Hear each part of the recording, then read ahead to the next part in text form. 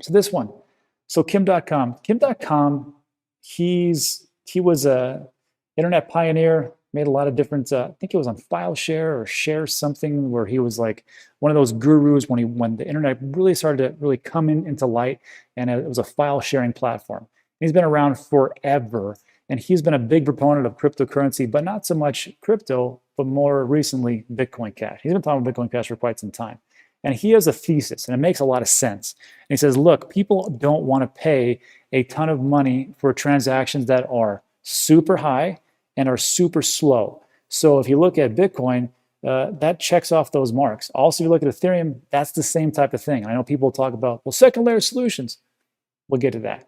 So this is just an interesting piece, I thought. I just bring it to your attention. So he explains how fees in the Bitcoin network are both unreliable and unsustainable for certain payments. He says this: try and buy a soda with Bitcoin. The median fee is $9, $8.92, and Bitcoin Cash median fee is 0.001. Pretty good. Let's be honest, right? If you want to pay for something like that, and you can either pay $9 or a fraction of a penny, I think you go for a fraction of a penny. And he says, this is a statistic I've never heard of. It makes sense though. Over half of all cash payments worldwide are under $10, and Bitcoin Cash is just serving the mass market. And I totally agree with them. In 2017, Bitcoin fees jumped over $50 per transaction. I don't know if you were around that time, but everybody was really getting into Bitcoin, really getting into cryptocurrency. I mean, really getting into it. That's when I got in. And those transaction fees were crazy, and the wait time was like exorbitant. So I will not say that he is not wrong here. He's exactly right. It was crazy. And that was in 2017. Now imagine all the different things we have now. People trying to use Bitcoin to buy stuff. Oof. And then Elon Musk just said, it's a fair point. And you got to tip your hat and go, yeah, that's right. I mean, even Elon Musk is like, he knows a lot. I mean, he knows a pretty good amount about what's going on with Bitcoin. Even he's like, you know what? It makes a lot of sense. And then people, of course, you sitting there, maybe you love Bitcoin. I like Bitcoin, but I don't think it's used for payments. And people will start to talk about, well, the Lightning Network.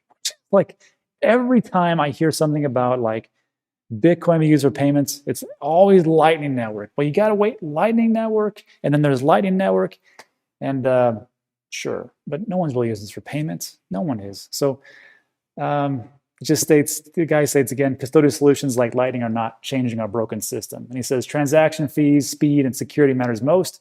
That's why I prefer Bitcoin Cash. It can be both a store of value and electronic cash envisioned by Satoshi. And then finally, it does say this: users must control the keys for digital money, not third parties. So let me just say this. So when people, if you're new to this space, just realize that when Bitcoin first came out in 2009, Satoshi Nakamoto white paper, it was all about using it for payments, and it was used for payments because it was pretty easy because there wasn't not too many people were actually using it. Then when you start to get network congestion, and I don't think Satoshi looked at it like this is going to be a world reserve currency. He just said, let's just use this for payments amongst us, and we'll see how it grows. Well, when it grows too much and too fast, and you have these block size limits, then it really does play a part. And then all of a sudden, the fees become high, the speed becomes very slow, and it just becomes unusable as a payment system. That's why you hear the narrative that Bitcoin is a store of value, or gold 2.0, whatever you want to call it. So in that regard, I think that is what it is going to be, a store of value. I don't see, like, gold is a store of value, right? No one is using their gold bullion or their little gold nuggets and going over to Circle K and saying, hey, give me a cup of coffee. Here's clink, and then they pay for it with gold. It doesn't happen. It's just a store of value. And that's what Bitcoin can be. I don't think it can be used for payments. But again, I could be totally wrong. Bitcoin Cash could be used for payments. I own some Bitcoin Cash. Again, super biased on this channel. Everything I talk about, it's because I'm biased. And so I own a little Bitcoin Cash, I own a little bit of Bitcoin, I own a little bit of this and that. So I think, sure, why can't Bitcoin just be the store of value and just say, we'll take that title? And why can't Bitcoin Cash just go, okay, we'll be used for payments and we'll take that title, or whoever wants to, claim that title? I just don't see the whole big issue. So that's really it for that. I just want to bring it to your attention about these are the types of things that are going on. And I just see Bitcoin as store of value. Bitcoin Cash can be used for payments. And there's a lot of different other things that be used. Luna could be used for payments. You have XRP could be used for payments. So who's going to win that battle? I have no idea.